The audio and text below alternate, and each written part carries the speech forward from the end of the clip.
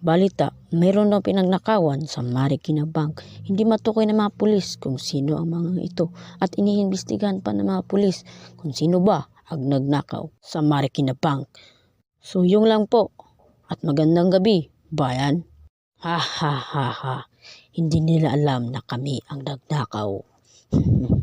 At meron na akong isusunod na nanakawan na bangko. Saan naman yun, boss?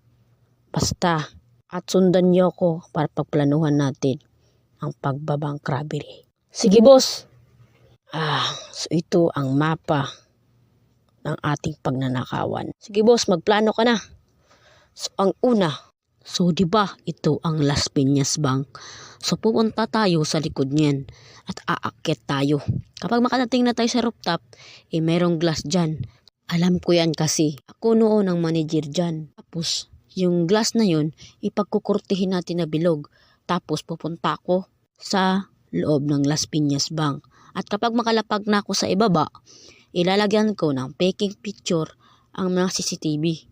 Pagkatapos, ikukunin ko yung pera at pupunta na ako sa itaas. Pagkatapos nun, at bababa na tayo sa Las Piñas Bank at pupunta tayo sa kotse ko at mission pass. Meron pa. Kailangan gabi tayo pumunta doon ha. At ayos ba yung plano ko? Ayos boss. Ayos boss. Napakaayos boss. Ganda.